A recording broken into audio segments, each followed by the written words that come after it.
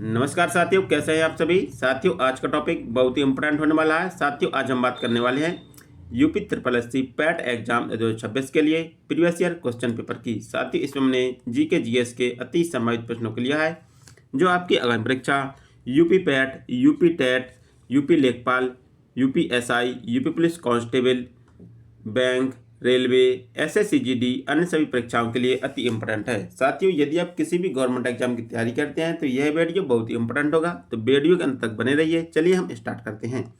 साथियों, हमारा पहला क्वेश्चन है कि 1939 में कांग्रेस के अध्यक्ष पद से इस्तीफा देने के बाद सुभाष चंद्र बोस ने किस दल की स्थापना की थी। इसे पूछा गया कि सुभाष चंद्र बोस के द्वारा किस दल की स्थापना की गई थी। तो सुभाष चंद्र बोस ने फॉरवर्ड ब्लॉक की स्थापना की थी। तो इसका राइट आंसर ऑप्शन बी होगा। हमारा अगला क्वेश्चन है साथियों, हमारा अगला क्वेश्चन कहता है कि सावित्रीबाई फुले ने 1852 में महिला सेवा मंडल की स्थापना कहाँ की थी। इसे पूछा गया कि सावित्रीबाई फुले के द्वारा महिला सेवा मंडल की स्थापना कहाँ पर की गई थी।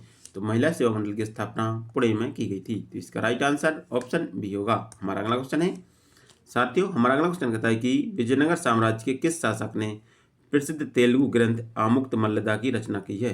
पूछा गया कि विजयनगर के किस शासक ने प्रसिद्ध तेलुगु ग्रंथ आमुक्तमाल्यदा की रचना की है। साथियों, यहाँ पर बात हुई है विजयनगर की। ठीक है, तो साथियों, विजयनगर साम्राज्य था यह एक हिंदू साम्राज्य था। कैसा हिंदू, यह एक हिंदू साम्राज्य था। ठीक है, यदि हम बात करें कि विजयनगर की स्थापना किसके द्वारा की गई है, तो विजयनगर की स्थापना 1336 ईस्वी में हरियर और बुक्का नामक दो भाइयों ने की थी। किसने की थी? हरियर और बुक्का नामक दो भाइयों ने की थी। ठीक है, यदि हम बात करें कि विजयनगर की राजधानी कहाँ थी, तो विजयनगर की राजधानी हम्पी थी। क्या थी? विजयनगर की राजधानी हम्पी थी। ठीक है, हम्पी है जो यह कर्नाटक राज्य में पड़ता है। कहाँ पर? यह कर्नाटक राज्य में स्थित है और यह तुंगभद्रा नदी के किनारे है। कहाँ पर? तुंगभद्रा नदी के किनारे स्थित है। ठीक है, हम्पी को विश्व विरासत सूची में शामिल किया गया। किसमें? विश्व विरासत सूची में शामिल किया गया है। ठीक है ना। तो इसी साम्राज्य के एक शासक थे कृष्णदेवराय। कौन थे? कृष्णदेवराय, जिन्होंने तेलुगु ग्रंथ आमुक्तमाल्यदा की रचना की थी। तो इसका राइट आंसर ऑप्शन सी होगा। हमारा अगला क्वेश्चन है प्रसिद्ध बिहू नृत्य मुख्य रूप से भारत के किस राज्य का त्यौहार और लोक नृत्य है। इससे पूछा गया कि बिहू है जो किस राज्य का प्रसिद्ध त्यौहार और एक लोक नृत्य है। ठीक है, साथ ही यहाँ पर बात हुई है बिहू की। बिहू है जो असम का प्रसिद्ध त्यौहार और एक लोक नृत्य है। ठीक है, साथियों, असम में ही कांजीरंगा राष्ट्रीय उद्यान है। कांजीरंगा राष्ट्रीय उद्यान है जो अपने एक सींग वाले गैंडा के लिए प्रसिद्ध है। ठीक है, असम में ही मानस मानस राष्ट्रीय उद्यान है। कौन सा है? मानस राष्ट्रीय उद्यान है। ठीक है, असम की राजधानी दिसपुर है। क्या है? असम की राजधानी दिसपुर है। ठीक है ना। असम से होकर ब्रह्मपुत्र नदी निकलती है। क्या निकलती है? ब्रह्मपुत्र नदी असम से होकर निकलती है। ब्रह्मपुत्र नदी पर ही माजुली द्वीप है। कौन सा? माजुली द्वीप, जो असम राज्य में स्थित है। कहाँ पर है? ये असम में है। ठीक है, तो असम का प्रमुख त्यौहार और लोक नृत्य बिहू। तो इसका राइट आंसर ऑप्शन ए होगा। हमारा अगला क्वेश्चन है साथियों, हमारा अगला क्वेश्चन कहता है कि निम्नलिखित में से किसने विधवाओं के सिर मुड़वाने की प्रथा के विरोध में नानियों के एक सफल हड़ताल का आयोजन किया था। इस पूछा गया कि नानियों की एक सफल हड़ताल का आयोजन किसके द्वारा किया गया था। तो यह किया गया था सावित्रीबाई फुले के द्वारा। किसके द्वारा? सावित्रीबाई फुले के द्वारा विधवा महिलाओं के मुड़वाने की प्रथा के विरोध में नानियों की एक सफल हड़ताल का आयोजन किया था। तो इसका राइट आंसर ऑप्शन सी होगा। हमारा अगला क्वेश्चन है साथियों, हमारा अगला क्वेश्चन कहता है कि शिवालिक पहाड़ियाँ जो बाहरी हिमालय का हिस्सा है, सिंधु नदी से पूर्व में किस नदी तक लगभग 24 किलोमीटर तक फैली हुई हैं। पूछा गया कि जो शिवालिक की पहाड़ियाँ हैं वह सिंधु नदी से लेकर पूर्व में किस नदी तक 2400 किलोमीटर तक फैली हुई हैं। तो यह फैली हुई हैं ब्रह्मपुत्र नदी तक। इसका राइट आंसर ऑप्शन सी होगा। हमारा अगला क्वेश्चन है साथियों, हमारा अगला क्वेश्चन कहता है कि भारत का 99वां रामसर स्थल शेखा झील उत्तर प्रदेश के किस जिले में स्थित है। पूछा गया कि 99वां रामसर स्थल है जो शेखा झील है वह उत्तर प्रदेश के किस जिले में स्थित है? तो ये उत्तर प्रदेश के अलीगढ़ जिले में स्थित है। कहाँ पर है? यह अलीगढ़ जिले में स्थित है। अलीगढ़ को हम ताला नगरी के नाम से जानते हैं। किस नाम से? अलीगढ़ को हम ताला नगरी के नाम से जानते हैं। साथियों, यदि हम बात करें कि भारत का पहला रामसर स्थल कौन था, ठीक है, तो भारत का पहला रामसर स्थल था चिल्का झील। कौन सी थी? चिल्का झील है जो प्रथम रामसर स्थल था, ठीक है, पहला रामसर स्थल था चिल्का झील, ठीक है। यदि हम बात करें कि सबसे बड़ा रामसर स्थल कौन सा है, सबसे बड़ा रामसर स्थल, ठीक है, तो सबसे बड़ा रामसर स्थल है सुंदरबन का डेल्टा। कौन सा है? सुंदरबन रामसर स्थल है जो कहाँ पर है? पश्चिम बंगाल में, ठीक है, सुंदरबन रामसर स्थल है जो पश्चिम बंगाल में स्थित है, ठीक है। यदि हम बात करें कि सबसे अधिक रामसर स्थल किस राज्य में पाए जाते हैं, तो सबसे अधिक रामसर स्थल हैं ये पाए जाते हैं तमिलनाडु में। कहाँ पर? सबसे अधिक तमिलनाडु में, और दूसरे नंबर पर है उत्तर प्रदेश, ठीक है। तो सबसे अधिक रामसर स्थल तमिलनाडु में पाए जाते हैं, दूसरे नंबर पर उत्तर प्रदेश में पाए जाते हैं, ठीक है। सबसे बड़ा रामसर स्थल है सुंदरबन रामसर स्थल जो सुंदरबन डेल्टा है जो पश्चिम बंगाल में है, ठीक है। और पहला रामसर स्थल है चिल्का झील जो कहाँ पर है? यह उड़ीसा में है, ठीक है, चिल्का झील उड़ीसा में, ठीक है। और 99वां रामसर स्थल था शेखा झील जो अलीगढ़ जिले में स्थित है उत्तर प्रदेश में। तो इसका राइट आंसर ऑप्शन ए होगा। हमारा अगला क्वेश्चन है, भारत और पाकिस्तान के बीच की अंतर्राष्ट्रीय सीमा की कुल लंबाई लगभग कितनी है? पूछा गया कि भारत और पाकिस्तान के बीच की अंतर्राष्ट्रीय सीमा की कुल लंबाई कितनी है? साथियों, भारत और पाकिस्तान के बीच अंतर्राष्ट्रीय सीमा उसे हम रेड क्लिफ के नाम से जानते हैं। किस नाम से? रेड क्लिफ के नाम से जानते हैं। और इसकी लंबाई है 3323 किलोमीटर। कितनी? 3323 किलोमीटर है। तो इसका राइट आंसर ऑप्शन बी होगा। हमारा अगला क्वेश्चन है, साथियों हमारा अगला क्वेश्चन कहता है कि भारत के किस राज्य को मध्य भारत का चावल का कटोरा कहा जाता है? पूछा गया कि भारत के किस राज्य को rice bowl of central India कहा जाता है? तो भारत के छत्तीसगढ़ को मध्य भारत का चावल का कटोरा कहते हैं। इसका राइट आंसर ऑप्शन बी होगा। हमारा अगला क्वेश्चन है, कठोर चट्टानों की परतों के बीच भूमिगत जल से भंडारित जल को क्या कहा जाता है? इससे पूछा गया कि कठोर चट्टानों की परतों के बीच भूमिगत रूप से भंडारित जल को क्या कहा जाता है? तो भूमिगत रूप से भंडारित जल को जल भृत या क्यूरीफायर कहते हैं। क्या कहते हैं? क्यूरीफायर कहते हैं। इसका राइट आंसर ऑप्शन ए होगा। हमारा अगला क्वेश्चन है, भारतीय संविधान का कौन सा अनुच्छेद भारत के निर्वाचन आयोग की स्थापना और संचालन से संबंधित है?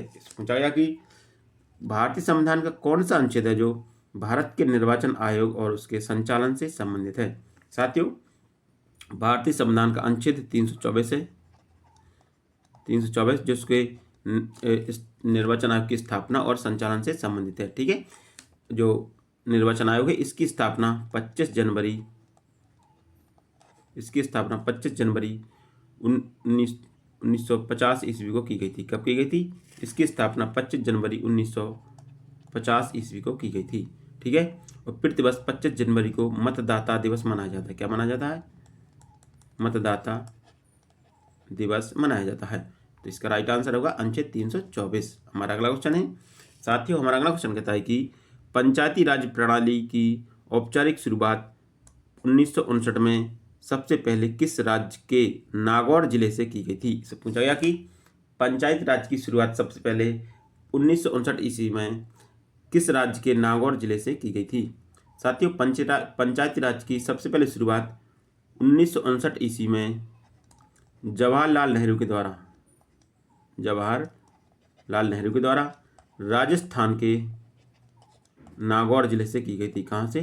राजस्थान के नागौर जिले से की गई थी। इसका राइट आंसर ऑप्शन सी होगा। हमारा अगला क्वेश्चन है, साथियों हमारा अगला क्वेश्चन कहता है कि 1933 में कोलकाता में आयोजित भारतीय राष्ट्रीय कांग्रेस के वार्षिक अधिवेशन की अध्यक्षता करने वाली ब्रिटिश मूल की महिला कौन थी? पूछा गया कि 1933 में कलकत्ता में जो भारतीय राष्ट्रीय कांग्रेस का सम्मेलन आयोजित किया गया था उसमें ब्रिटिश मूल की महिला ने अध्यक्षता की थी, वह कौन थी? तो वे थी नेली सेनगुप्त, ठीक है। नेली सेनगुप्त ने कलकत्ता में आयोजित भारतीय राष्ट्रीय कांग्रेस के अधिवेशन की अध्यक्षता की थी। इसका राइट आंसर ऑप्शन बी होगा। हमारा अगला क्वेश्चन है, साथियों हमारा अगला क्वेश्चन कहता है कि भारतीय संविधान के किस अनुच्छेद को डॉक्टर बी.आर. अम्बेडकर ने संविधान की आत्मा और हृदय कहा था। इससे पूछा गया कि भारतीय संविधान के किस अनुच्छेद को डॉक्टर बी.आर. अम्बेडकर ने संविधान की आत्मा और हृदय कहा था। तो डॉक्टर बी.आर. अम्बेडकर ने संविधान के अनुच्छेद 32 को संविधान की आत्मा और हृदय कहा था। ठीक है, अनुच्छेद 32 को ही संवैधानिक उपचारों का अधिकार कहा जाता है। क्या कहा जाता है? संवैधानिक उपचारों का अधिकार भी कहा जाता है। ठीक है, तो इसका राइट आंसर ऑप्शन सी होगा। हमारा अगला क्वेश्चन है, साथियों हमारा अगला क्वेश्चन कहता है कि लोकसभा और राज्यसभा की संयुक्त बैठक की अध्यक्षता कौन करता है। इससे पूछा गया कि लोकसभा और राज्यसभा की संयुक्त बैठक की अध्यक्षता कौन करता है। साथियों संसद के 2 सदन हैं, संसद के 2 सदन हैं, कौन कौन से हैं? एक है लोकसभा, ठीक है, एक है राज्यसभा। ठीक है, जो लोकसभा है यह निम्न सदन है। कौन सा सदन है? निम्न सदन है। ठीक है, और राज्यसभा है उच्च सदन है। ठीक है, उच्च सदन है। ठीक है, इसके सदस्यों का कार्यकाल 5 वर्ष का होता है।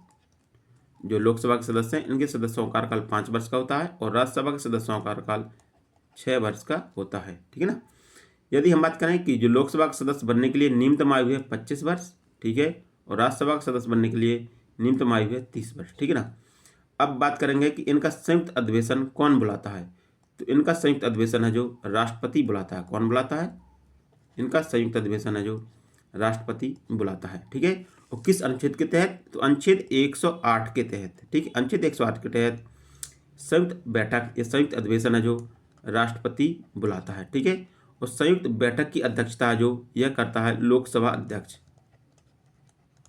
ठीक है, इस संयुक्त बैठक की अध्यक्षता लोकसभा अध्यक्ष करता है। ठीक है, और संयुक्त बैठक को बुलाता कौन है? राष्ट्रपति। ठीक है, ये बुलाता है।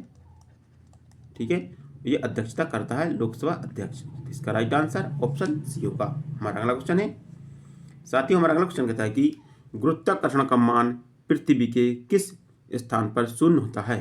पूछा गया कि गुरुत्वाकर्षण का मान पृथ्वी के किस स्थान पर शून्य होता है। तो गुरुत्वाकर्षण का मान पृथ्वी के केंद्र पर शून्य होता है। कहाँ पर?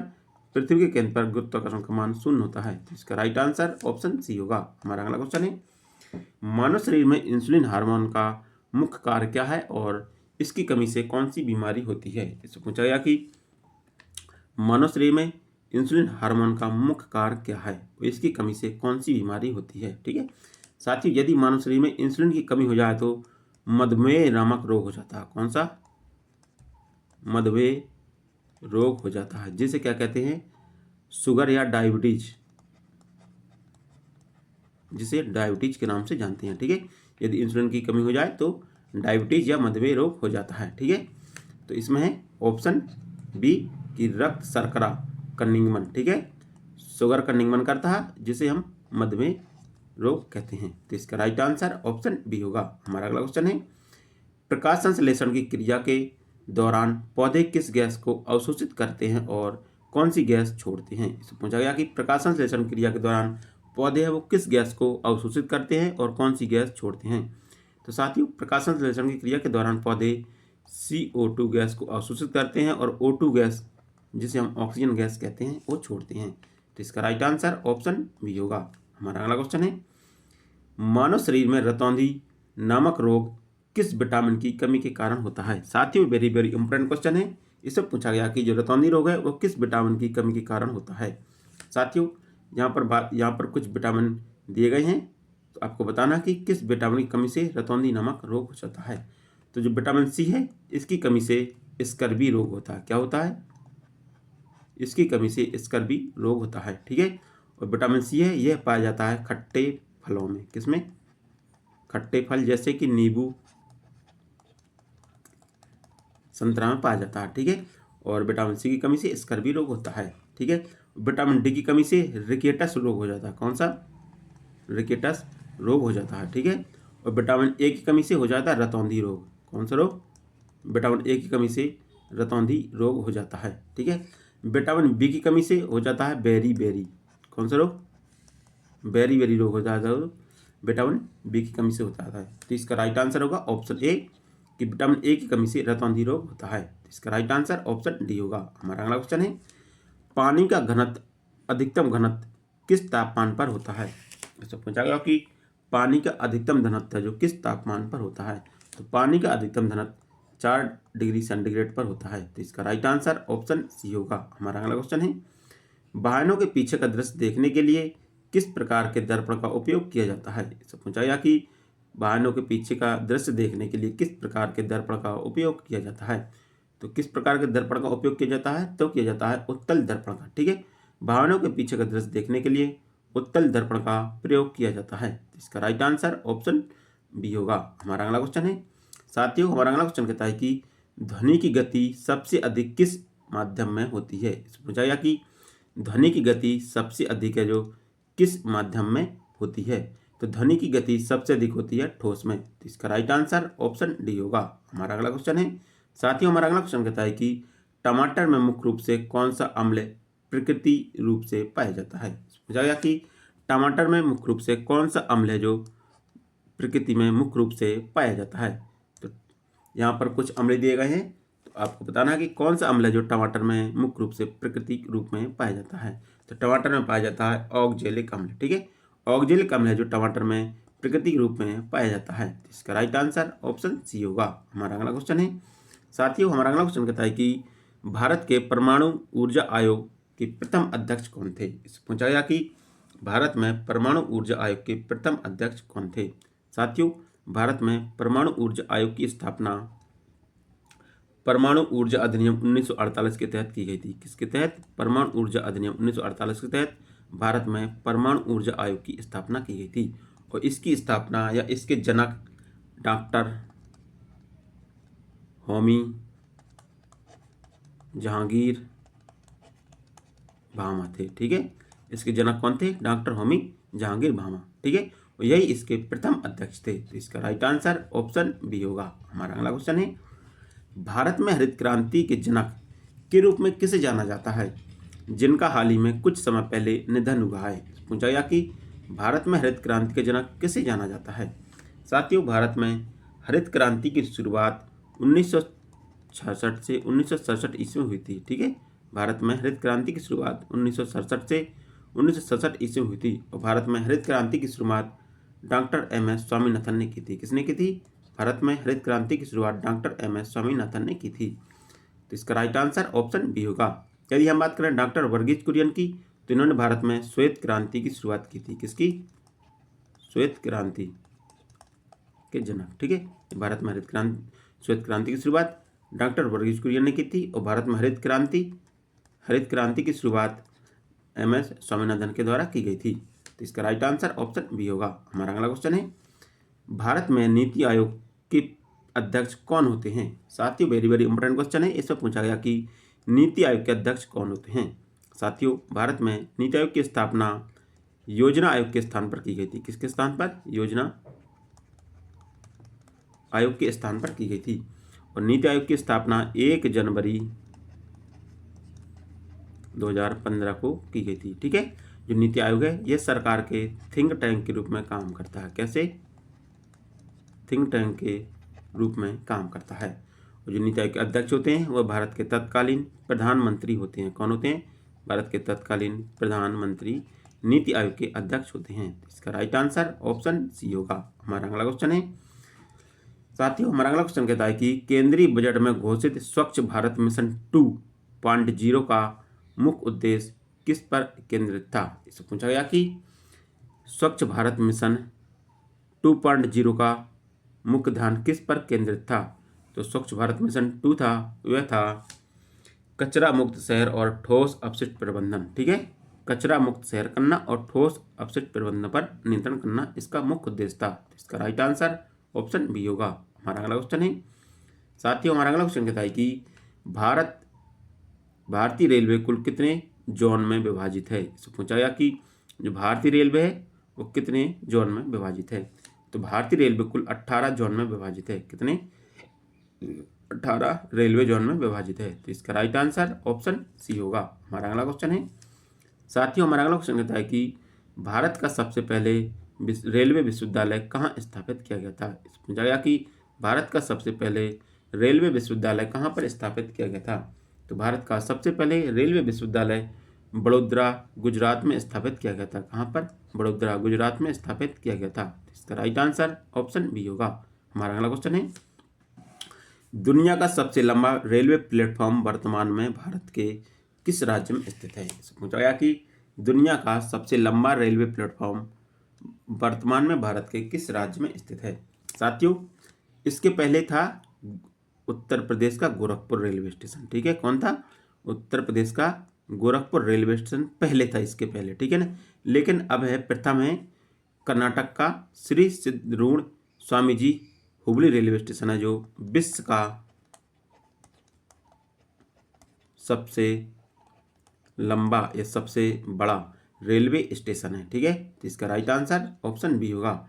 ये हो गया पहला, अब हो गया इसका नाम, ये हो गया दूसरे नंबर पे गोरखपुर रेलवे स्टेशन, ये दूसरे नंबर पे है। ठीक है, और कर्नाटक का श्री सिद्धारूढ़ स्वामी जो हुबली स्टेशन है, यह विश्व का सबसे लंबा रेलवे स्टेशन है। इसका राइट आंसर ऑप्शन बी होगा।